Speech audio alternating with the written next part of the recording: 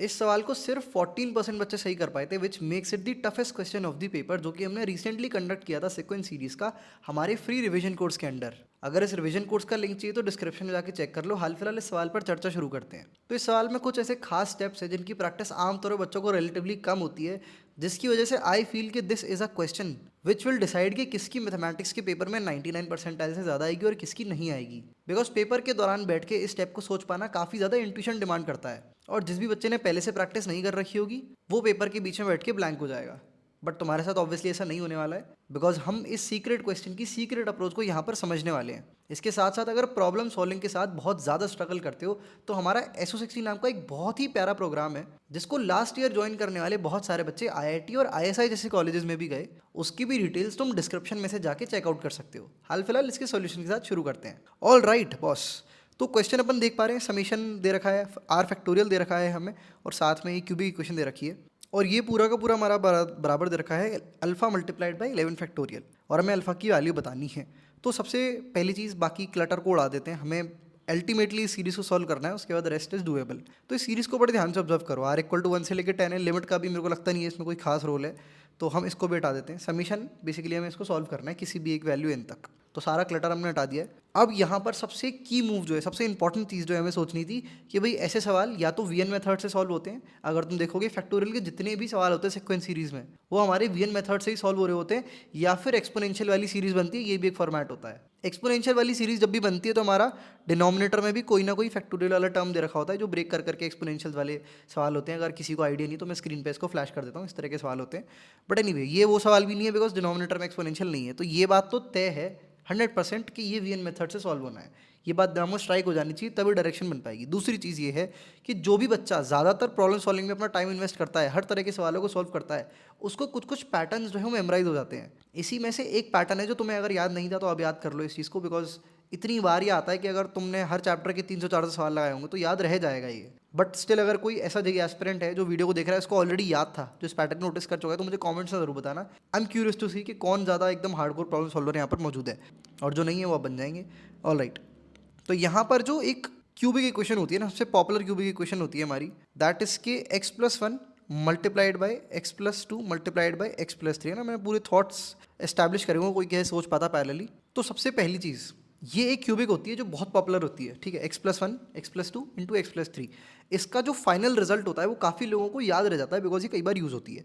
तो ये इसका फाइनल रिजल्ट होता है, जिसका पहला टर्म x³ है, दूसरा टर्म 6x² है, और अगला वाला 11x है, और इसके बाद 5 है। तो ये रिजेम्बलेंस जो है एग्जैक्टली तो देखो नहीं आ रही है, मैं फील कर पा रहा हूँ, बट पहले दो टर्म ना r³ प्लस 6r² है, यहाँ से थोड़ा सा खटक जाना चाहिए किसी के दिमाग में कि भाई कहीं ये वाला प्रोडक्ट तो क्रिएट नहीं हो रहा है। और प्रोडक्ट की डायरेक्शन में वो क्यों सोचेगा, बिकॉज भाई ये जो r फैक्टोरियल बैठा होता है ना, जो फैक्टोरियल वाले सवाल होते हैं समीशन के, उसमें आमतौर पर यही हो रहा होता है कि अंदर से हम कहीं से एक r+1 निकालते हैं, और ये r फैक्टोरियल उस r+1 में जाके r+1 का फैक्टोरियल दे देता है, या फिर हम कहीं ना कहीं से r+1 इंटू r+2 निकालते हैं, उसमें ये r फैक्टोरियल जाके अल्टीमेटली हमें r+2 का फैक्टोरियल दे देता है। तो ये फैक्टोरियल की प्रॉपर्टी को हम एक्सप्लॉइट कर रहे होते हैं आमतौर पे। तो कोई सोचेगा कि हाँ भाई प्रोडक्ट बन सकता है, तो दो थॉट्स आ गई सपोर्ट करते हुए इस स्टेटमेंट को कि भाई मुझे इस क्यूबिक तक लीड करना है, मुझे ये एक्सप्रेशन जो है चाहिए, है ना। दो थॉट प्रोसेसेस हमारी यहाँ पर इस चीज़ को सपोर्ट करने वाली इस्टेब्लिश हो चुकी हैं। अब ये बनाने के लिए मुझे क्या थोड़ा बहुत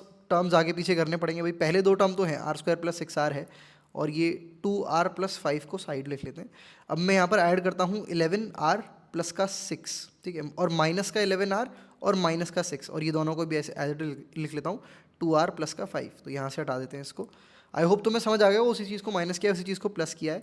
अब यहाँ पर अगर ध्यान से ऑब्जर्व करेंगे तो इतना पार्ट जो है वो पूरा का पूरा, इनफैक्ट इतना भी नहीं, थोड़ा और आगे, नहीं हाँ ठीक है, इतना ही पार्ट है, इतना पार्ट जो है वो हमारा बन जाएगा r+1 मल्टीप्लाइड बाय r+2, और साथ में हमारा एक r+3, और इस सब के बाहर आपका ऑब्वियसली एक r फैक्टोरियल बैठा हुआ है।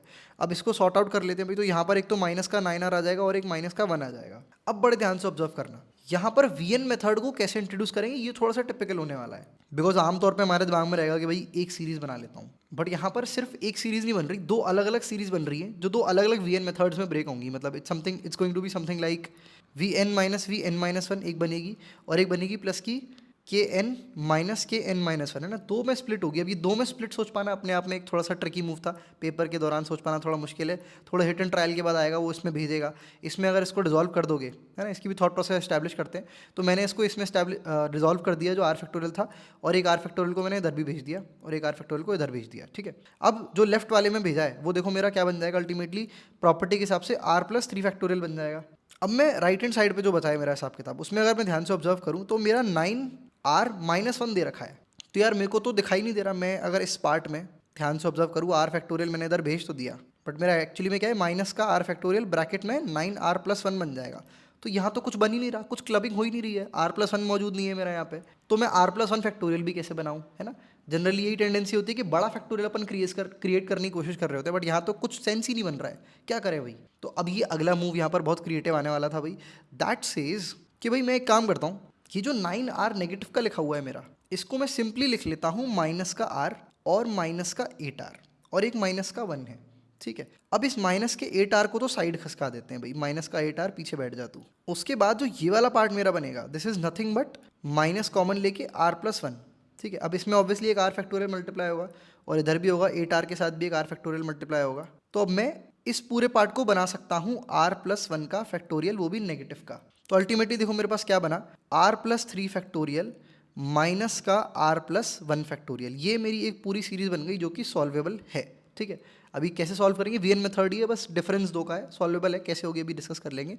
बट माइनस का मेरे पास यहाँ पर एक summation of 8r multiplied by r factorial बच गया, 8 को अपन बाहर ले जा सकते हैं। तो अल्टीमेटली हमारे पास जो है ये बच जाएगा summation r multiplied by r factorial. इसको कैसे सॉर्ट आउट करोगे, ये भी बहुत आसान है, ये तो अब बेसिक सवाल बन गया सीक्वेंस सीरीज का जो कि ऑलरेडी पाया जाता है।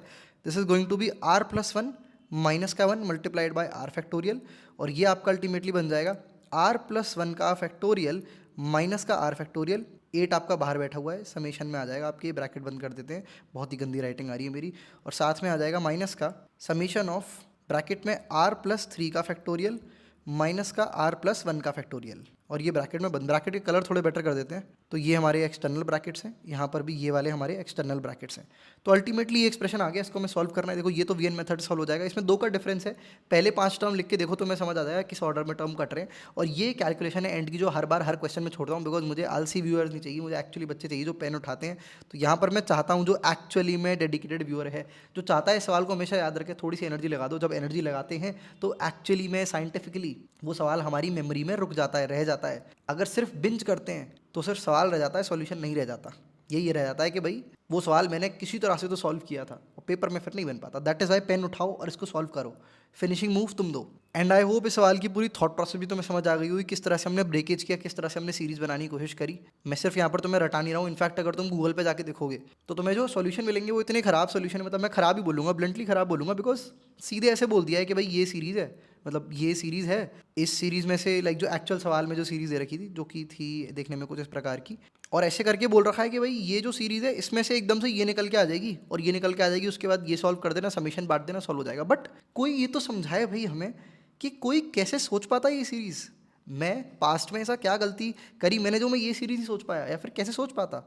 सोच पाने का रीज़न मैंने तुम्हें बताया, बिकॉज बहुत सारे सवालों में हम सॉल्व करते हैं तो ये एक पॉपुलर सीरीज़ हमें याद हो जाती है, नेचुरल टेंडेंसी होती है, तब तो जाके तुम्हारे लिए सीरीज़ रेलेवेंट बनेगी। बट अगर मैं रैंडमली बोल दूं भाई कि भाई ये सोचना है, ये निकल आएगी, इसके अंदर से आगे बढ़ो, तो तुम्हारे मन में इस पर्टिकुलर चीज़ के लिए इंपॉर्टेंस बिल्ड नहीं होगी, तुम आगे के टाइम के लिए याद भी नहीं रखोगे, और तुम्हारे लिए जस्ट अनदर एक इंट्यूशन का सवाल बन जाएगा कि भाई इंट्यूशन से आ जाना चाहिए था। नहीं नहीं, इंट्यूशन से नहीं, हर चीज़ का रीज़न होता है। जो भी सवाल कर रहे होते हैं वो पुराने सवालों के रिपीटेड पैटर्न्स पे बेस्ड होते हैं, जो नए होते हैं वो हमसे सॉल्व नहीं हो पाते। अगर कोई पैटर्न ऑलरेडी किसी सवाल का अगर पैटर्न एग्जिस्ट ही नहीं करता हमारे दिमाग में, तो वो नया सवाल होता है, वो हमसे सॉल्व नहीं हो पाता। और ऐसे बहुत कम सवाल ना के बराबर आते हैं जेई में, तो हर सवाल का कोई ना कोई रिमेन किसी ना किसी सवाल में पाया जाता है। ये मैं लिख के दे रहा हूँ तुम्हें, और ये बहुत ऑब्वियस सी बात है। इसके साथ साथ अगर नए सवालों से बहुत ज़्यादा डर लगता है, जो यूनिक सवाल होते हैं उनकी यूनिक अप्रोचेस होती हैं, अगर वो हिट करने में थोड़ा स्लो हो तुम, तो कोई दिक्कत नहीं है। हमारा SO60 नाम का एक प्रोग्राम है जिसके बारे में ऑलरेडी बहुत बात कर चुका हूँ मैं, और मुझे पता है ऑलरेडी बहुत सारे बच्चे लेना चाहते हैं। I will just say one thing कि अगर तुम लेने की सोच रहे हो कुछ टाइम बाद, तुम सोच रहे हो कि 1 महीने बाद 2 महीने बाद ले लूँगा, तो ऐसा मत करो। It's something that is earlier the better, because ये एक डेप्थ बिल्डिंग प्रोग्राम है। एडवांस सोचना जितना जल्दी शुरू हो जाए उतना इंपॉर्टेंट है, उतना बेटर है।